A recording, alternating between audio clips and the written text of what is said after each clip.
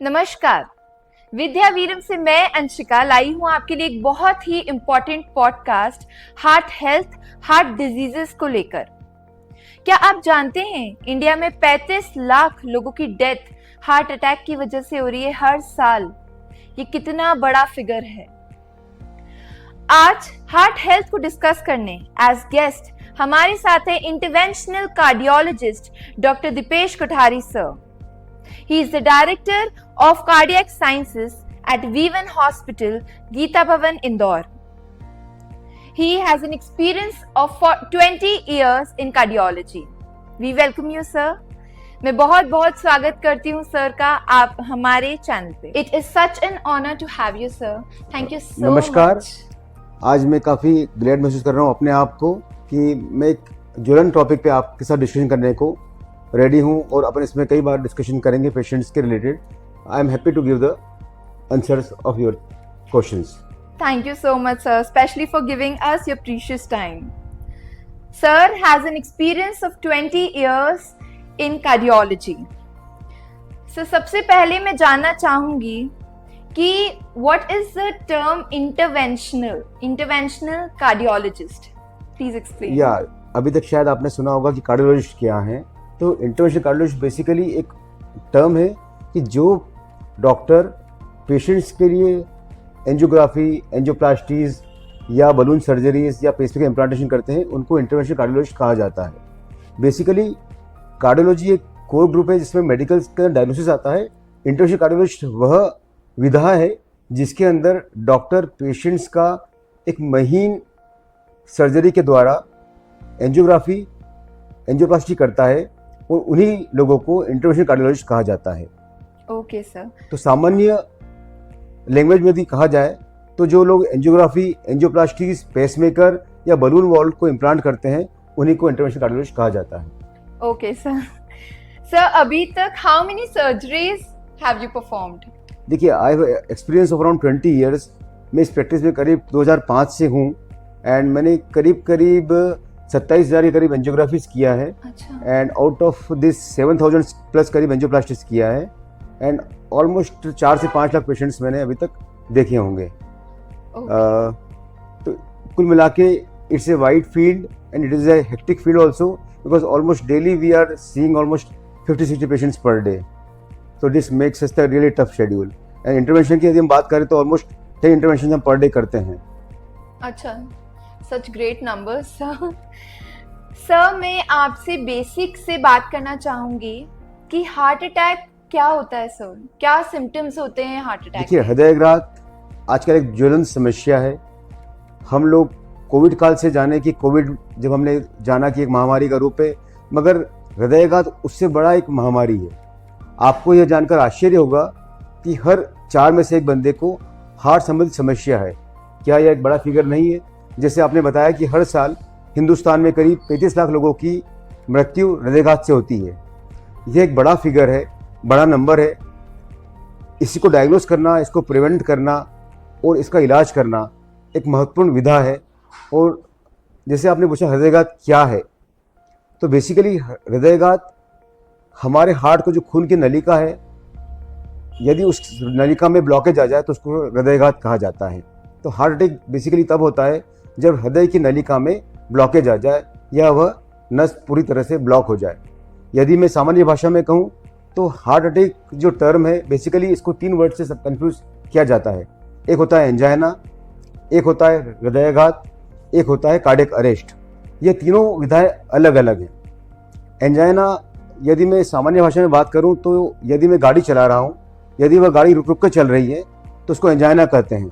मतलब यदि कोई मरीज चलते समय उसको दर्द हो या सांस फूले तो उसको एंजाइना कहा जाएगा, उसको हृदयघात नहीं कहा जाएगा।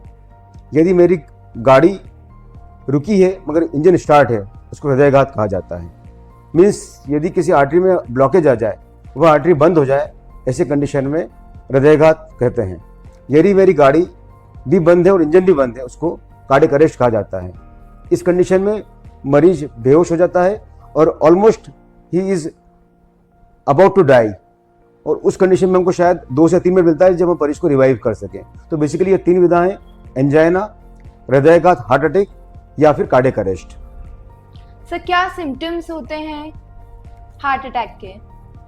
देखिए, हार्ट अटैक जो है रोग, वह एक सामान्य और काफ़ी अच्छा जो माना जाएगा कि सिम्टम्स ही लेके आता है। हृदयघात का मुख्य सिम्टम्स छाती में दर्द होता है। अब जो छाती में दर्द होता है वह हमें कैसे मालूम किया जाए कि वह हृदय संबंधित दर्द होता है? तो बेसिकली वह दर्द जो हार्ट की तरफ, सीने में लेफ्ट साइड की तरफ हो, वह दर्द जो 15 सेकंड से ज़्यादा चले, वह दर्द जिसमें the patient will feel like he is like impending Doom, means इसको लगता है मरीज को कि हमको मृत्यु आने वाली है। इतना भयंकर दर्द होता है। उस दर्द के साथ कई बार हमें पसीना आने लगता है। वह दर्द कई बार हाथ की नसों में भी आता है और उसके साथ चक्कर, जी मिचलाना, घबराहट होना, वॉमिटिंग होना, या कई बार मरीज बेहोश तक हो सकता है।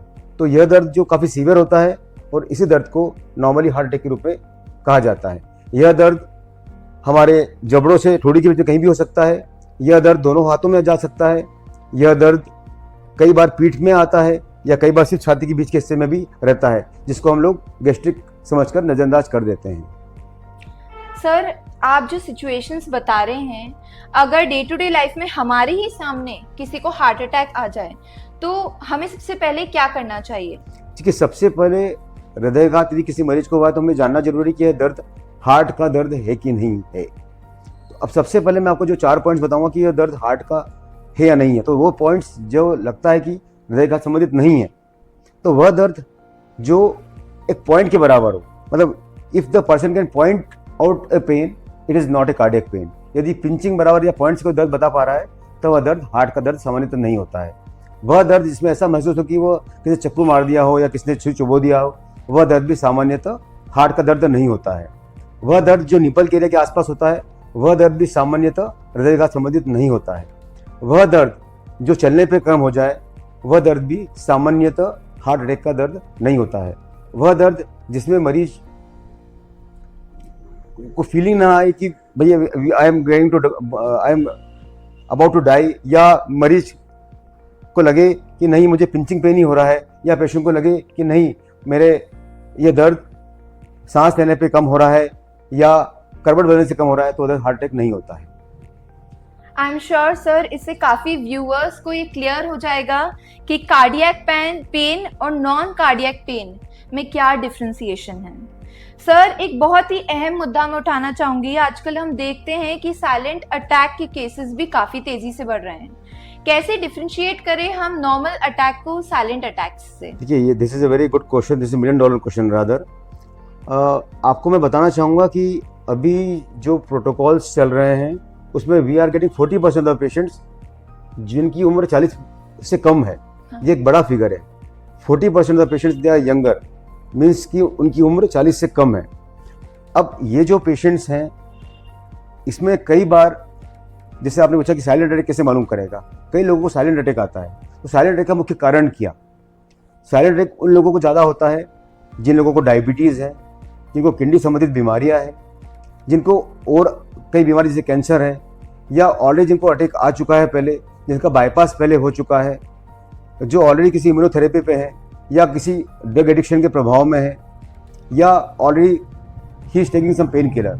इन लोगों को मुख्यतः हृदयघात संबंधित दर्द का कई बार एहसास नहीं होता है, और ऐसे पेशेंट्स को साइलेंट अटैक के रूप में हम जानते हैं, बोलते हैं जब उनको अटैक आता है, और यह एक मृत्यु का मेजर कारण हो सकता है बिकॉज में पेशेंट रियलाइज नहीं करता कि उसे अटैक आ रहा है। सर जैसे भी आपने एक फिगर बताया कि 40% पेशेंट्स आपके यंगस्टर्स ही होते हैं, तो सर क्या एक रीजन है कि यंगस्टर्स में तेजी से हार्ट की बीमारियां बढ़ती ही जा रही है? देखिए, हृदयघात एक ज्वलन समस्या है, और हमने विथ टाइम देखा है कि हृदयघात का जो आने का समय है वो कम होते जा रहा है इन द सेंस कि यंगर पेशेंट्स में आने लगा है। आपको ये जानकर आश्चर्य होगा कि जो वेस्टर्न वर्ल्ड है उससे हम भारतीयों में 10 साल पहले रोग आ रहा है ये। अच्छा। अब ये एक ज्वलन समस्या है। इसका मेजर जो मैं आपको 3 लाइन में बताना चाहूँ, 3 वर्ड्स में बताना चाहूँ, तो हरी, वरी एंड करी, ये 3 वर्ड्स से कि ये तीनों वर्ड्स इन हार्ट अटैक के रोगों को जल्दी लेकर आ रहा है। अब यदि हम बात करें तो आज का जो प्रोटोकॉल चल रहा है यंग जनरेशन्स में, या जो हमारी युवा पीढ़ी है, उन लोगों को तनावग्रस्त जीवन चल रहा है। जैसे अभी हम देख रहे हैं कि जो बच्चे हैं, आपने सुना होगा कोचिंग क्लास से बच्चे जा रहे हैं, उनको अटैक आ रहा है। तो जो जनरेशन है ये, they are facing a major stress. तो बेसिकली स्ट्रेसफुल लाइफ, बढ़ता शहरीकरण, मतलब आधुनिक ways of life styles, like we are going for the pizzas, burgers, home food नहीं खा रहे हैं, या पेशेंट जो बच्चे बाहर से आए पढ़ने के लिए, they are having the hostel food मिलता है, उसके अलावा फिर they are having junk foods. Then बात आती है स्लीप की, तो उनका स्लीप पैटर्न डिस्टर्ब हो गया है। अभी आपने देखा होगा कि बच्चे जो उठते हैं कई बार 9 बजे 10 बजे तक उठ रहे हैं, रात में लेट नाइट सोते हैं। देन बात आती है स्मोकिंग की, या बैड हैबिट्स के अंदर स्मोकिंग, अल्कोहल्स की बात आती है। तो यह कई सारे कारण हैं जिनके अंदर हमारी युवा पीढ़ी इन्वॉल्व होती जा रही है, और उनको यह रोग समय के पहले आ रहा है। तो बढ़ता शहरीकरण, आधुनिक जीवनचर्या, खराब खान पान, स्ट्रेसफुल लाइफ, अननेसेसरी कंपटीशन, आपस में अननेसेसरी कॉम्पिटिशंस, यह जो कारण है, यही हृदयघात का मुख्य कारण है जो युवा पीढ़ी को परेशान कर रही है। और अल्टीमेटली यह जो रोग को जन्म दे रही है उसको हम लाइफस्टाइल रोग बोलते हैं। और लाइफस्टाइल रोग मतलब हृदयघात, पक्षाघात, किडनी संबंधी समस्या, हार्मोनल डिसबैलेंस, मोटापा या पक्षाघात, यह रोग जल्दी इस पीढ़ी में आ रहे हैं। सर, आपने बहुत सारे पॉइंट्स इसमें हमें क्लियर करे हैं, कैसी छोटी छोटी चीज़ें एक अनबैलेंस्ड लाइफ भी लीड करती है इतनी सारी हार्ट की डिजीजेस में। आई एम वेरी श्योर कि आपके सारे पॉइंट्स हमारे व्यूअर्स सुन के इस पे चेंजेस करेंगे और एक पॉजिटिव इम्पैक्ट अपनी लाइफ में लाएंगे। सर, मैं आपका ध्यान अब लाना चाहूँगी प्रोटीन सप्लीमेंट्स पे। आजकल अधिकांश लोग जो हैं वो प्रोटीन सप्लीमेंट्स ले रहे हैं जो उन्हें प्रोवाइड किया जाता है जिम ट्रेनर्स से। How good are they? देखिए, आपका यह प्रश्न तो काफ़ी नज़ाकत भरा है रादर। क्यों है कि आजकल आपने देखा होगा कि youngster generations they are going more to the gyms. हाँ। और वो अपना एक घंटा 1.5 घंटा तक भी जिम के अंदर व्यतीत करते हैं, और उसके साथ में they are taking excess proteins also. उनको प्रोटीन सप्लीमेंट्स दिया जाता है। सबसे पहले मैं बात करना चाहूँगा कि एक्सरसाइज का, क्या जो अधिकतम एक्सरसाइज हो रही है उससे हार्ट पे दुष्प्रभाव पड़ रहा है? तो इसमें मेरा कहना है कि यस, हाँ। मेरा यह मानना है, मेरा याद रादर सभी किताबों का और जर्नल्स का भी मानना है कि जो भी चीज़ ज़रूरत से ज़्यादा है वह जहर के समान है। Anything in excess is poison. तो जो भी हम कार्य, चाहे वह प्रोटीन सप्लीमेंट्स हो, चाहे एक्सरसाइज हो, चाहे वह खाना हो, चाहे वह पढ़ाई हो, चाहे वह दवाई हो, if anything is an excess it is injurious to health. अब जैसे आपने बात किया प्रोटीन्स की, यदि मैं बात करूं तो जो भी हाई क्वांटिटी ऑफ प्रोटीन्स होता है, यदि वो एक्सेस में ले लिया जाए तो it can damage the membrane of the endothelium of the coronary arteries. मतलब इसका मतलब ये है कि जो कोरोनरी आर्टरीज है, कोरोनरी धमनियाँ हैं, यदि एक्सेस में कोई भी चीज़ ली जाती है तो उस धमनियों को डिस्टर्ब करता है, उसके अंदर उसकी परत को ढीली कर देता है। और जब परत में चीरा या ढीलापन आता है तो उस जगह पे प्लाक जमता है। प्लाक एक तरह का लचीला पदार्थ होता है, इसको हम सामान्य भाषा में कोलेस्ट्रॉल भी कह सकते हैं। वहाँ जाकर डिपॉजिट हो जाता है और उसके ऊपर ब्लड सेल्स जम जाते हैं। ऐसे प्लाक्स आर्टरीज के अंदर जमने पर सडनली आर्टरीज ब्लॉक हो जाती है और ऐसे सडनली कार्डियक अरेस्ट या कार्डियक अटैक आ सकता है। आपने देखा होगा कई बार पेशेंट्स में, आपने कि जिम करते करते पेशेंट्स कर रहा है और सडनली वो गिर जाता है और उसकी मृत्यु हो जाती है। तो इसका कारण क्या कि जब वो आर्टरीज है उसके अंदर सडनली प्रेशर लिबरेट हुआ, उसका अंदर के आर्टरीज में चिरावट आई और उसके अंदर ब्लॉकेज में कुछ तरल पदार्थ जमा या ब्लड के सेल्स जमा हो गए, वो उसने आर्टरीज को ब्लॉक किया, उसने हार्ट अटैक को जन्म दिया। दैट इज़ द वाई कि यंग पेशेंट्स के अंदर जो अटैक आते हैं वो सीरियस होते हैं और कई बार इन पेशेंट्स को बचाना मुश्किल हो जाता है। बहुत ही अच्छी बात कही है सर ने प्रोटीन सप्लीमेंट्स को लेकर। सर, मैं अब फूड में जो हम रिफाइंड ऑयल और घी यूज करते हैं वो कहाँ तक हार्ट हेल्थ के लिए सही है? देखिए, मैंने आपको अभी एक चीज़ बताई कि anything in excess is injurious to health. यदि हम खाने में बात करें रिफाइंड ऑयल का, शुगर का, सॉल्ट्स का, तो लिमिटेशंस में हर चीज़ इज़ गुड फॉर हेल्थ। जैसे यदि मैं रिफाइंड ऑयल की बात करूं तो प्रत्येक बंदे को पर डे 15 से 20 ml तक का ऑयल या घी यूज होना चाहिए, जबकि हम भारतीय डाइट में ऑलमोस्ट 50 ग्राम तक का इन्वॉल्वमेंट ऑयल का होता है। तो सामान्य डाइट में 15 से 25 ml तक is okay, means the excess is very bad for health. तो आप लोग कई बार पूछते हैं मेरे से सवाल कि हमको कौन सा ऑयल खाना चाहिए। तो इसका सबसे बड़ा उत्तर और सबसे आसान उत्तर यही है कि हमें मात्रा कम करना ऑयल का, रादर देन ऑयल की उसमें देखने का। सर सारे ऑयल सेम होते हैं? सारे ऑयल सेम नहीं होते हैं। सनफ्लावर ऑयल, जो जैतून ऑयल है, this oil are good for health. मगर जो कोकोनट ऑयल है या पाम ऑयल है या जो सैचुरेटेड फैट्स के ऑयल, डालडा की वगैरह है, they are very bad for the health because they contain the saturated fats and that's why they are injurious to health. यदि मैं बात करूं डाइट में नमक की, तो एक सामान्य आदमी के डाइट में नमक 5 ग्राम से कम होना चाहिए, जबकि हम भारतीयों में नमक की मात्रा ऑलमोस्ट 10 से 15 ग्राम पर डे होता है। शुगर की मैं बात करूं तो we are having refined sugars nowadays, जो सल्फर कंटेंट उसमें वेरी हाई होता है। तो शुगर भी हमारी डाइट में ऑलमोस्ट 25 ग्राम से कम होना चाहिए। हमारी डाइट में it is almost in excess of 50 to 100 grams, because आप यदि गौर करें तो एक कप यदि हम दूध पी रहे हैं तो उसके अंदर ही ऑलमोस्ट 10 से 15 ग्राम शुगर होती है। Same with the cold drinks, यदि कोल्ड ड्रिंक्स बंदा लेता है तो उसमें ऑलमोस्ट 20 ग्राम तक शुगर रहता है। यदि हमने एक मिठाई ली तो उसमें ऑलमोस्ट एक मिठाई के अंदर 20 से 22 ग्राम तक शुगर जाता है। सेम हम जो भी खाना खाते हैं उसमें सब में नेचुरल शुगर भी होता है। तो यदि हम बात करें तो हमारी डाइट में 50% शुगर हम जो डालते हैं वो है, 50% शुगर हमारी एडिशनल जो नॉर्मल शुगर है वो है, जो इन्वॉल्व ऑलरेडी फूड में रहती है। बहुत डिफरेंस है सर इंडियन फूड और जो आप जो फिगर्स बता रहे, जो परसेंटेज बता रहे हो, उसमें एक वास्ट डिफरेंस है इसमें। भारतीयों को बहुत जरूरत है शायद अपनी कुकिंग मेथड्स बदलने की। भारतीयों को अपने पुराने तरीके पे आना पड़ेगा यदि हम बात करें तो। हाँ। आपने शायद एक आर्टिकल भी पढ़ा होगा अभी कुछ रिसेंटली, आर्टिकल तो पुराना है, 10 साल पुराना है शायद। हम भारतीयों में आपने देखा होगा गेहूं का प्रचलन काफी ज्यादा है। हाँ, बहुत ज्यादा। मगर ये गेहूं का प्रचलन सिर्फ 40 सालों में आया है। 1980 के दशक के पहले की हम बात करें तो हम भारतीय की डाइट में मक्का, ज्वार, बाजरा, रागी होता था। धीरे धीरे हमारे घर में गेहूं का प्रचलन बढ़ गया। पहले घर में जब कुछ मेहमान आते थे तभी शायद गेहूं की रोटी बनती थी, और अब जब कोई मेहमान आता तभी शायद मक्के की बाटी या कुछ दूसरा गेहूं का के अलावा कोई आइटम बनता है। तो यह डिफरेंस क्यों? बेसिकली एक टर्म इजाद किया था एक अमेरिकन साइंटिस्ट ने, जिसका नाम है गेहूं की तोंद। गेहूं की तोंद का तात्पर्य ये है कि जो हम गेहूं कभी ले रहे हैं it is genetically modified. Genetically modified का मतलब ये है कि जो क्रोमोसोम्स गेहूं में पहले 80 दशक के पहले थे अब वो घटकर 13 रह गए।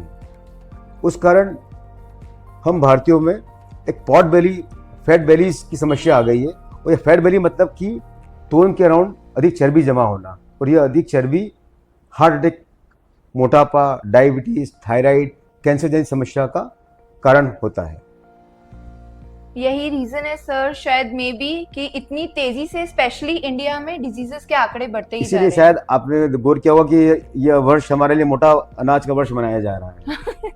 मोटा अनाज मीन्स की ज्वार, रागी, बाजरा और मक्का। सर फूड के बारे में हमने वैरायटी ऑफ बातें अभी तक कर ली है। सर मैं पूछना आपसे चाहूंगी, क्या नॉनवेज जो खाते हैं तो नॉनवेज खाने से भी हार्ट पे कुछ इम्पैक्ट पड़ता है? देखिए इसमें विभिन्न मत हैं, मगर ओवरऑल जो नॉलेज हमने गेन किया है उससे प्रतीत होता है कि नॉनवेज फूड अपने आप में हृदय रोग का एक मुख्य कारण है। सबसे मुख्य कारण नॉनवेज का जो है, there contain high quantity of fats and that too high quantity of saturated fats. Second thing, जब इनको बनाया जाता है तो इसके लिए काफ़ी अधिक मात्रा में तेल की आवश्यकता होती है, उनको काफ़ी हाई टेम्परेचर पकाया जाता है, उसमें काफ़ी ऑयल रहता है। इसके अलावा एक रिसेंटली नया मुख्य कारण जो देखने में आया है, आपने पहले देखा होगा जो नॉनवेज घर में बनता था किसी भी घर में, तो उसकी स्मेल आप काफ़ी दूर तक सुन सकते थे, मतलब 3, 4, 5 घर तक भी मालूम पड़ता था। सेकंड थिंग, आपने गौर किया होगा कि यदि नॉनवेज घर में सुबह बना है तो शाम तक खराब हो जाता था। आजकल आपने गौर किया होगा कि वो नॉनवेज 3 दिन तक भी खराब नहीं होता है बिना फ्रिज में रखे भी, या उसकी स्मेल इस कमरे से दूसरे कमरे में भी नहीं आती, रादर सामने वाला खा रहा है उसकी स्मेल भी हमको नहीं आती है। हाँ जी सर। आपने गौर किया है क्यों? इसका मुख्य कारण है कि बेसिकली जो हैंस होती हैं या जो जानवर होते हैं उन लोगों को आर्सेनिक और लेड दिया जाता है। आर्सेनिक और लेड जो होता है ये पॉइजन का काम करते हैं। इससे क्या होता है कि जब जानवरों को मारा जाता है तो उनको ज़्यादा दर्द का एहसास नहीं होता है। सेकंड थिंग, आर्सेनिक और लेड अपने आप में कीटनाशक मतलब प्रिजर्वेटिव का काम करते हैं, उससे कि ये चीज़ें सड़ती नहीं हैं। तो यदि उन जानवरों को खिलाया जा रहा है तो ये हमारी बॉडी में भी कहीं ना कहीं इसका अंश जब हम खाते हैं तो आता है, और यही मुख्य कारण है increase incidence of cancer, diabetes, blood pressure, heart attack, memory loss, behaviour disturbances, depressions, anxieties, कई सारी बीमारी को जन्म दे रहा है। ये अकेले हार्ट अटैक इसका मुख्य कारण नहीं है, इससे कई सारे कारण सामने आ रहे हैं। आई एम वेरी श्योर आपने जो बातें अभी कही हैं लोग उसे सुनेंगे और समझेंगे सर। अब मैं मेन एंजियोप्लास्टी पे आपका ओपिनियन चाहूँगी कि सर सबसे पहले तो मैं ये जानना चाहूँगी कि ये होता क्या है। देखिए, सबसे पहले मैं आपको बताना चाहूँगा कि हृदयघात किसी को होता है तो उसको डायग्नोज कैसे करने का, मतलब उसका हम कैसे मालूम करेंगे पेशेंट को हृदयघात वास्तव में हृदयघात है। तो बेसिकली हृदयघात को डायग्नोज करने के लिए वी रिक्वायर 3 क्राइटेरियाज। 3 क्राइटेरिया मतलब क्या है कि हृदय का हार्ट का पेन जो क्लासिकल होना चाहिए हार्ट अटैक का, दूसरा ईसीजी में चेंजेस, एंड तीसरा एंजाइम चेंजेस लाइक ट्रोपाई पॉजिटिव होना। तो इन 3 में से यदि कोई भी 2 क्राइटेरिया पॉजिटिव है तो उसको हृदयघात कहा जाता है। अब बात आती है कि हृदयघात को डायग्नोज कैसे किया जाए। तो मैंने जैसे बताया आपको कि ईसीजी के द्वारा हृदयघात को डायग्नोज करना काफ़ी आसान है। कई बार इनिशियल स्टेजेस में जब पेशेंट को दर्द होता है तो ईसीजी हमारा नॉर्मल होता है, उस कंडीशन में हम पेशेंट्स का दर्द किस कैटेगरी का उससे हम डायग्नोज करते हैं। तो कई बार ईसीजी नॉर्मल होने के बावजूद भी हम पेशेंट्स को भर्ती की सलाह देते हैं, या मैंने बताया कुछ कारण से साइलेंट अटैक के चांस रहते हैं, उन लोगों को हम कहते हैं कि आप एडमिट हो जाओ and then we repeat the ECG after 2 hours और we get the enzyme test. तो सर सिर्फ जो ईसीजी के माध्यम से जो चलते हैं कि हमारी ईसीजी नॉर्मल है और उन्हें कोई तरह का इसीलिए वो तरीका गलत है। Basically we have to fulfil the criterias, we are not seeing the ECGs. हम एक ईसीजी पे इलाज नहीं कर रहे हैं, हमें पेशेंट का ईसीजी और पेशेंट के एंजाइम्स इन तीनों को मिलाकर एक निष्कर्ष पे पहुंचना होता है कि वह दर्द हार्ट का है या नहीं है। हो सकता है 20 साल की लड़की हृदय में हार्ट का दर्द बोले, उसको हम इंपॉर्टेंस नहीं दें, और एक 40 साल का बंदा ईसीजी नॉर्मल हो, उसका पेन क्लासिकल, उसको हम इंपॉर्टेंस दें। तो we have to decide between the 3 factors and then we have to review the things. So sir angioplasty क्या होता है? बेसिकली जब भी किसी पेशेंट को हृदयघात होता है, अटैक आता है, तो उससे हम मालूम करते हैं कि पेशेंट को अटैक आया। उसके बाद क्या, तो हृदयघात के बाद जो एक आवश्यक टेस्ट होता है उसको एंजियोग्राफी कहा जाता है। एंजियोग्राफी जो टेस्ट होता है ये हृदय में ब्लॉकेज जानने का एक तरीका है और ये आवश्यक टेस्ट है। किसी भी पेशेंट्स को यदि हृदयघात हुआ है या अटैक की समस्या हमको लग रही है तो उसे सबसे पहले इको का टेस्ट एडवाइस किया जाता है। इको से हमें हार्ट की पंपिंग मालूम पड़ती है। यदि पेशेंट का इको नॉर्मल है और यदि पेशेंट का पेन कार्डियक पेन नहीं लगता है तो उसे दूसरा टेस्ट जैसे टीएमटी एडवाइस किया जाता है। टीएमटी के अंदर यदि मरीज को चलने में तकलीफ आए और उसमें ईसीजी में खराबी आता है तो उसको टीएमटी पॉजिटिव कहा जाता है। तो जिन पेशेंट्स को अटैक आया हुआ होता है, जिनका पेशेंट का टीएमटी पॉजिटिव है या जिनको बहुत क्लासिकल सिम्टम्स है हृदयघात के, उन लोगों को एंजियोग्राफी की सलाह देते हैं। एंजियोग्राफी हृदय के अंदर ब्लॉकेज जानने का आसान तरीका है। एंजियोग्राफी भी 2 तरीके से होती है। एक रेडियल एंजियोग्राफी होती है जो हाथ से होती है, एक एंजियोग्राफी जो फीमोरल नस से होती है उसको फीमोरल एंजियोग्राफी कहा जाता है। आजकल रेडियल एंजियोग्राफी काफ़ी प्रचलन में है बिकॉज इसके अंदर पेशेंट्स 3 से 4 घंटे में मरीज का डिस्चार्ज हो जाता है। ये हाथ की नस के द्वारा किया जाता है। ये काफ़ी पेनलेस तरीका है और इससे अंदर डायग्नोसिस के अंदर इमीडिएट डायग्नोसिस हो जाता है पेशेंट्स का एंजियोग्राफी के द्वारा कि ब्लॉकेज कितना है। अब आपने पूछा एंजियोप्लास्टी क्या होता है, तो एंजियोप्लास्टी बेसिकली एंजियोग्राफी का ही एक एक्सटेंशन है। एक्सटेंशन इन द सेंस कि यदि हमें मालूम पड़ता है कि मरीज की नस में ब्लॉकेज है तो हम उस ब्लॉकेज को एक तार के द्वारा क्रॉस करते हैं, उसको बलून के द्वारा उसको डायलेट करते हैं और वहाँ पर स्टेंट लगाया जाता है। तो बेसिकली एंजियोप्लास्टी में बलून से डायलेट करने के बाद जो स्टेंट लगाया जाता है उसको एंजियोप्लास्टी कहा जाता है। अच्छा, तो सर ऐसी क्या सिचुएशंस होती हैं कि सर्जरी करनी ही पड़ती है? देखिए, बेसिकली हृदयघात एक ज्वलंत समस्या है और इसमें काफ़ी हाई मॉर्टेलिटी होती है। High mortality in the sense कि इसमें मृत्यु दर काफ़ी ज़्यादा होता है। आपने देखा होगा कई बार मरीजों को टाइम नहीं मिलता है एंड दे डाई सडनली। तो basically each and every minute counts. Whenever A patients gate A heart attack every minute is important. हम क्या बोलते हैं कि समय ही मसल्स है, मतलब समय मसल्स क्यों? बिकॉज जितना हम समय लूज करेंगे हार्ट के पेशेंट्स को इलाज में देरी में, उतना पेशेंट्स का हार्ट के मसल डैमेज हो जाएगी एंड पेशेंट में भी मोर डेंजर।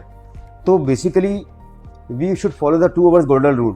जितने जल्दी पेशेंट को यदि अटैक मालूम पड़ता है आपको, तो पेशेंट को इमीडिएटली सबसे पहले गोली दी जाना चाहिए एस्पिरिन का। एस्पिरिन की गोली से क्या होता है, एस्पिरिन को जो हम देते हैं वो 300 मिलीग्राम की एस्पिरिन देते हैं पेशेंट को, चबाने का बोलते हैं मरीज को, आपने सुना भी होगा शायद। हाँ जी। एस्पिरिन की गोली से हमारा जो मृत्यु दर है हार्ट अटैक का वो 30% से कम हो जाता है। अच्छा। 30% से कम। ओके। तो किसी भी पेशेंट को यदि अटैक आया होता है तो सबसे पहले उसको एस्पिरिन की गोली खिलाना चाहिए। अब कई बार लोग क्या करते हैं, उसको खिलाते हैं सबलिंगुअल सॉर्बिट्रेट, एक काफ़ी कॉमन गोली है सॉर्बिट्रेट करके, आपने सुना होगा कि भाई जीवान की नीचे रख दो आपको ठीक हो जाएगा। हाँ जी। यह गलती आपको दोहराना नहीं है। आपको पेशेंट को सबसे पहले एस्पिरिन देना है। सॉर्बिट्रेट तभी दे मरीज को जब पेशेंट का ब्लड प्रेशर नॉर्मल हो। कई बार पेशेंट्स को सॉर्बिट्रेट देने से ब्लड प्रेशर सडनली फॉल हो जाता है, ब्लड प्रेशर गिर जाता है। अच्छा। उस कंडीशन में पेशेंट जब हमारे पास आता है तो उसका ब्लड प्रेशर काफ़ी लो रहता है, वो कई बार उनका ब्रेन तक डैमेज हो चुका होता है। उस कंडीशन में पेशेंट का हमारे पास करने को ऑप्शंस नहीं होता है। तो सॉर्बिट्रेट को अवॉइड करते हुए आपको बेसिक ख्याल रखना है मरीज को एस्पिरिन देने में, उसको जल्दी से नियर बाय हॉस्पिटल पहुँचाने में, उसको बेसिक केयर देने में। यदि उसकी ऑक्सीजन की कमी है तो उसको CPR देना है या ऑक्सीजन देना है या उसको कुछ इंजेक्शन देना है, वो आपको ध्यान देना है बनिस्बत कि आपको सॉर्बिट्रेट 1, 2 and 3 रिपीट करने के बजाय। सबसे मेन जो इश्यूज़ है, पेशेंट्स को दर्द से राहत दिलाना है, उसको एस्पिरिन देना है, उसको नियर बाय हॉस्पिटल में शिफ्ट करना है, और यदि पेशेंट बेहोश हो रहा है या बेहोश होकर गिर गया तो उसका CPR करना है। अब मैं बताऊं आपको, जैसे आपने कहा कि किस परिस्थिति में एंजियोप्लास्टी करना पड़ता है, तो बेसिकली जब भी किसी पेशेंट्स को अटैक आता है तो हमने ये जाना है कि अटैक कब आता है, जब नस बंद हो जाती है। हाँ तो नस बंद को खोलने का तरीके 2 हैं, या तो दवाई से खोला जाए उसको या उसको एंजियोप्लास्टी के द्वारा खोला जाए। दवाई से खोलने का प्रतिशत जो होता है 70% तक हम दवाई से खोल पाते हैं, मगर एंजियोप्लास्टी से सक्सेस 99% तक है कि we can open up the arteries. तो एंजियोप्लास्टी एक गोल्डन ट्रीटमेंट है यदि किसी पेशेंट्स को अटैक आया हो तो। यदि उसका immediately angioplasty with in 1-2 hours हो जाए तो पेशेंट्स का हार्ट का पंपिंग काफ़ी हद तक बच जाता है, उसका हार्ट नॉर्मल बिहेव करता है। ओके। तो सर आप जो ये 2 मेथड्स बता रहे हैं कि या तो दवाई से या एंजियोप्लास्टी से, तो सर फिर बाईपास क्या होता है? देखिए, मैंने अभी आपको बताया इमरजेंसी सिचुएशन जहाँ पर कि अटैक आया मरीज को और हमने उसको एंजियोप्लास्टी का ऑप्शन दिया या हमने दवाई का ऑप्शन दिया। अब जब मरीज का एंजियोग्राफी होता है, एंजियोग्राफी से हमें मालूम पड़ता है ब्लॉकेज कितना है। सपोज एक पेशेंट हमारे पास सामान्य अवस्था में एंजियोग्राफी के लिए आया है, हमने उसकी एंजियोग्राफी किया, उसमें मल्टीपल ब्लॉकेजेस आए, हार्ट की मेन नस के अंदर ब्लॉकेज है, या हार्ट के अंदर मल्टीपल 3-4 जगह ब्लॉकेजेस हैं, या हार्ट की मुहाने की नस पे ब्लॉकेज है, या हार्ट में हाई डिग्री ऑफ कैल्शियम है, या हार्ट की मसल्स जो ब्लॉकेज के साथ में वॉल में समस्या भी है, तो ऐसे मरीजों को कई बार बाईपास की सलाह दी जाती है। अच्छा सर, जैसे आप जो स्टेंट की बात बता रहे थे, तो जिन मरीजों को स्टेंट डल चुका होता है उनके लिए क्या प्रिकॉशंस होते हैं आगे के लिए? That's a very good question again. Basically आपने देखा होगा कि अभी तो angioplasty is a very common, काफ़ी कॉमन चीज़ हो गई है, और स्टेंट लगना कोई बड़ा फैक्टर रहा नहीं है, बिकॉज गवर्नमेंट एड्स भी इतना है और पेशेंट का अवेयरनेस इतना है कि कोई भी पेशेंट आसानी से एंजियोप्लास्टी को अपनाने में झिझक नहीं करता है बनिस्बत की बाईपास से लोग डरते हैं, मगर एंजियोप्लास्टी लोग आसानी से समझते हैं कि यार ये नस ब्लॉक हो रही है, ये करवाना चाहिए।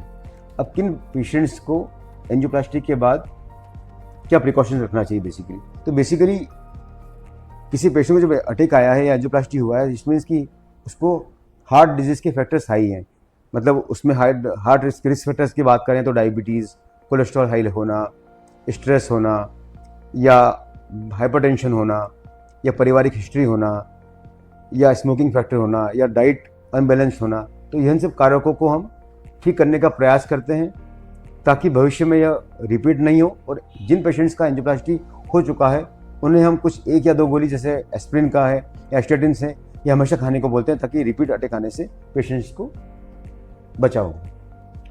सर और क्या तरीके हैं ब्लॉकेज पता करने के लिए? हमने एक CT कोरोनरी स्कैन के बारे में सुना है सर, बट ज़्यादा इन्फॉर्मेशन और अवेयरनेस लोगों में इसकी नहीं है। देखिए, यह भी आपने देखा है कि कई मरीज आजकल दर्द होता है, बोले हम तो CT एंजियोग्राफी कराना है। CT एंजियोग्राफी बेसिकली एक तरीका, नॉन इन्वेजिव तरीका है जिसमें कि CT स्कैन के द्वारा पेशेंट्स के ब्लॉकेज देखे जाते हैं। सीटी स्कैन में एक दवाई दी जाती है और हार्ट की एनाटॉमी का अध्ययन किया जाता है, हार्ट की कोरोनरी एनाटॉमी का। जो कन्वेंशनल एंजियोग्राफी है उसके अंदर मरीज को हाथ में कैथेटर डालकर कैथेटर हार्ट की नस तक पहुंचाया जाता है और उसको दवाई डाल के देखा जाता है। तो सीटी एंजियोग्राफी जो होता है वह नॉन इन्वेजिव टेक्निक है हार्ट के ब्लॉकेज को जानने के लिए, जबकि जो कन्वेंशनल एंजियोग्राफी है वो एक इन्वेजिव टेक्निक है हार्ट के ब्लॉकेज को जानने के लिए। अब बात आती है कि दोनों में से बेहतर कौन, क्योंकि दोनों में से ब्लॉकेज मालूम पड़ रहा है। तो सीटी एंजियोग्राफी बेसिकली उन लोगों के लिए है जिनको हार्ट अटैक की संभावना काफ़ी कम है, जिन्हें हमें लगता है कि इनका एंजियोग्राफी नॉर्मल निकलने वाला है। उन लोगों को हम लोग सीटी एंजियोग्राफी की सलाह देते हैं। वह मरीज जिनकी उम्र 40 साल से कम है और उनकी हार्ट की बीमारी की समस्या संभावना कम लगती है, उनको कई बार हम सीटी एंजियोग्राफी की सलाह देते हैं। वह पेशेंट्स जिनको हार्ट संबंधी वॉल संबंधी तकलीफ है, जिनको हमें मालूम करना है कि कहीं इनके ब्लॉकेज तो नहीं, उनको सीटी एंजियोग्राफी की सलाह दी जाती है। या कई बार ऐसे मरीज जिनका बाईपास हो चुका होता है और उनका यदि हमें मालूम करना है कि ग्राफ्ट के अंदर ब्लॉकेज आए कि नहीं आए, उन केसेस में हम लोग सीटी एंजियोग्राफी की सलाह दी जाती है। मगर सीटी एंजियोग्राफी के कुछ साइड इफेक्ट्स या कुछ दुष्प्रभाव भी हैं। वो क्या, हम सीटी एंजियोग्राफी हर पेशेंट में एडवाइस क्यों नहीं करते हैं? तो बेसिकली सीटी एंजियोग्राफी है वह it is carries A high dose of radiation. Radiation का मतलब विकिरण। तो सीटी एंजियोग्राफी जो होती है वह सामान्य एंजियोग्राफी से 4 गुना ज़्यादा रेडिएशन छोड़ता है, तो वह पेशेंट से कुछ ज़्यादा नुकसानदायक होता है। सेकेंडली सीटी एंजियोग्राफी कैल्शियम को भी डिटेक्ट कर लेता है काफ़ी हद तक। तो कई बार सीटी एंजियोग्राफी रिपोर्ट्स फेलेशियस मतलब रॉन्ग हो सकती है, वह एक्सेस ब्लॉकेज दिखा सकती है जबकि इतना ब्लॉकेज नहीं हो। थर्ड कंडीशन की सीटी एंजियोग्राफी के अंदर जो डाई होता है जिसके से हम दवा इंजेक्ट करें वो काफ़ी ज़्यादा डोज में लगता है, जबकि कन्वेंशनल एंजियोग्राफी से उसका रिक्वायरमेंट कम होता है। सीटी एंजियोग्राफी जो होता है वह ब्लॉकेज के साथ साथ में हार्ट की नसों के बाहर का भी कैल्शियम पकड़ लेता है, जबकि कन्वेंशनल एंजियोग्राफी सिर्फ ल्यूमिनल एंजियोग्राफी है वो अंदर की ब्लॉकेज पकड़ता है। तो कई सारे फैक्टर्स हैं जो कन्वेंशनल एंजियोग्राफी को बेहतर ले जाती है बनिस्बत की सीटी एंजियोग्राफी को। और मैंने आपको बताया कि सीटी एंजियोग्राफी किस परिस्थिति में कराना चाहिए, कन्वेंशनल एंजियोग्राफी कब कराना चाहिए। ओके, बहुत सारी चीज़ें क्लियर हुई है सर आज आपसे बात करके। अधिकांश चीज़ें तो शायद मुझे या सामान्य लोगों को शायद पता भी नहीं होगी कि ऐसा भी होता है। सर बहुत सारी चीज़ों पे बात कर ली। अब मैं जानना चाहूँगी कोई ऐसा स्पेशल केस आपका जो आप हमसे डिस्कस करना चाहेंगे। देखिए केसेस के बारे में तो हमारे पास हर केसेस स्पेशल्स आते हैं और हर केस में कहीं ना कहीं कुछ ना कुछ प्रॉब्लम्स होती हैं। स्पेशल केस के अंदर मैं आपको बताना चाहूँगा कि कुछ समय पहले मेरे पास एक 24 साल का लड़का ही आया, 24 years, he was just 24 years and he got a massive heart attack. उनको जब लाया गया तो परिवार सबसे पहले तो मानने को तैयार नहीं था कि इस लड़के को अटैक आ सकता है। तो मेरा ऐसे मानना है कि यदि हमें जानकारी नहीं है परिवार वालों को तो उनको डॉक्टर के बारे में बिलीव करना होगा उस अटैक को बनिस्बत यह सिद्ध करने में कि इसको अटैक कैसे आया, इलाज करने में ध्यान देना चाहिए। और उस कंडीशन में उस लड़के के माँ बाप ने सर स्वीकार किया, हमने उसकी एंजियोग्राफी किया तो हमें मालूम पड़ा कि नस 100% बंद था, साथ में 2 और ब्लॉकेजेस भी आए। तो हमने हार्ट की मेन नस को और एक और नस को खोला and the patient become all right. अच्छा, तो ऐसे केसेस में जब हमें कन्फ्यूजन हो तो नाहक समय गूगल करने में, फ़ोन करने में या परिचितों से बात करने में समय न व्यर्थ करते हुए पेशेंट्स को डॉक्टर्स के फेस में अंदर रहे और डॉक्टर जो बोले वैसा करना चाहिए बनिस्बत की बाकी फ़ोन या गूगल के ऊपर अपना समय वेस्ट करने में। तो सर क्या दूसरी बीमारियों की तरह हार्ट की बीमारी भी सर हेरिडिटरी हो सकती है? बिल्कुल हो सकती है। हार्ट की बीमारी के अंदर हेरिडिटरी आने का chances almost it is 10 to 25%, मतलब हर 10 में से 1 या 2 केसेस हेरिडिटरी होती है। अच्छा। अब हेरिडिटरी का मतलब क्या? तो बेसिकली हम जो भारतीय हैं वैसे भी वो हृदय रोग के लिए काफ़ी प्रोन है। मैंने जैसे बताया आपको कि भारतीय लोगों में वेस्टर्न वर्ल्ड के कंपैरिजन में 10 साल पहले अटैक आता है। हम भारतीय लोगों का आर्टरी का डायमीटर है वो सकरा होता है। हम भारतीय की डाइट में हाई कार्बोहाइड्रेट रहता है। कार्बोहाइड्रेट में जब होता है कि गेहूं की मात्रा ज़्यादा है, प्रोटीन्स कम है, फैट्स ज़्यादा है। हम भारतीयों की डाइट के अंदर हाई लेवल ऑफ शुगर्स होता है। हमारी जनरल भाषा में यदि हम बात करें तो हमें लगता है कि सिर्फ हृदयघात या अटैक ही सिर्फ हार्ट डिजीज का सिनोनिमस है, जबकि ऐसा नहीं है। हार्ट की कई सारी बीमारियां होती हैं जिसके अंदर की कार्डियोमायोपैथीज होती हैं। कार्डियोमायोपैथीज वह रोग है जिसके अंदर हार्ट की मसल्स कमज़ोर हो जाती है। मसल्स कमज़ोर होना मतलब हार्ट की मसल्स के अंदर स्क्रैचिंग पावर काफ़ी कम हो जाता है, जबकि उनकी कोरोनरी आर्टरीज नॉर्मल रहती है। ऐसे पेशेंट्स कई बार दे आर हेरिडिटरी। उसमें से यदि हम बात करें कार्डियोमायोपैथी की, तो उसमें से हर 4 में से 1 मरीज को अनुवांशिक होता है बीमारी है। वैसे एक बीमारी होती है हार्ट की एबनॉर्मल ग्रोथ किसी मसल्स का, जैसे हार्ट का एक सेप्टम होता है, यदि उसकी ग्रोथ एक्सेस हो जाए तो उसको हाइपरट्रॉफिक कार्डियोमायोपैथी बोलते हैं। ऐसे कंडीशन में भी पेशेंट्स का हेरिडिटरी होने की संभावना ज़्यादा रहती है और ये पेशेंट्स सडन कार्डियक डेथ के लिए प्रोन होते हैं। कई बार राइट वेंट्रिकल की बीमारी होती है, इसको ARVD बोलते हैं। ARVD मीन्स कि हार्ट की राइट साइड के मसल्स के अंदर ट्रेबुकुलेशन बन जाना, और यह भी बीमारी हेरिडिटरी होती है। कई बार कुछ सारे सिंड्रोम्स होते हैं, जैसे ब्रुगाडा सिंड्रोम हुआ या क्लोंग-क्विटी सिंड्रोम्स हुआ, इनके अंदर सडन कार्डियक डेथ होती है। ये बीमारी भी अनुवांशिक होती है।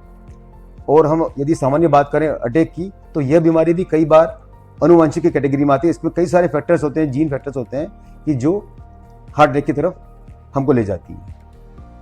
I am very sure sir, जो भी आपने इंफॉर्मेशन हमें अभी दी है, हर चीज़ एक अवेयरनेस है, एक तरीका है लोगों तक आपकी इंफॉर्मेशन, एक अवेयरनेस फैलाने का। आज हमने जाना कि ऐसी क्या चीज़ें हैं जो आपको चेंज करनी चाहिए आपकी डे टू डे लाइफ में, ताकि हेल्दी और हैप्पी लाइफ आप जी सकें। Thank you so much sir. Thank you, and thank you specially for giving us your precious time. आखिर में मैं यही बोलना चाहूँगा कि स्वस्थ हृदय के लिए एक सहज जीवन, सहज आहार, उच्च विचार, सादा जीवन, यह इम्पोर्टेंट है। अवॉइड हरी, वरी एंड करी and have a healthy and wealthy life with healthy heart. Thank you sir, thank you so much. आज के हमारे पॉडकास्ट में हमने बहुत सारी इंफॉर्मेशन गेन करी है। इंफॉर्मेशन के साथ साथ अवेयरनेस भी क्रिएट करने की एक छोटी सी कोशिश है। हमने जाना कि हार्ट अटैक क्या होता है, क्या सिम्टम्स होते हैं, क्या हार्ट रिलेटेड इश्यूज में हेरिडिटरी भी होती है, एंजियोप्लास्टी, एंजियोग्राफी क्या होती है, किन सिचुएशंस में बाईपास करना ही पड़ता है, यंगस्टर्स में क्यों तेजी से बीमारियां बढ़ती ही जा रही है, और क्या हमारी डेली रूटीन्स हैं, फूड कंजम्पशन जो हम करते हैं उसका क्या एडवर्स इफेक्ट होता है हमारी हार्ट हेल्थ के लिए। ऐसी बहुत सारी चीजें हमने आज के पॉडकास्ट में डिस्कस करी है। ये वीडियो स्पेशली आप एक इंसान से शेयर करें जिसके लाइफ में आप एक पॉजिटिव इम्पैक्ट चाहते हैं। Thank you so much for watching the video till and. अगर आपको हमारा आज का वीडियो पसंद आया हो सो प्लीज हमारे वीडियो को लाइक करें, हमारे चैनल पे जाके सब्सक्राइब करें और ज्यादा से ज्यादा लोगों से ये वीडियो शेयर करें। विद्या वीरम से जुड़े रहिए। Thank you so much.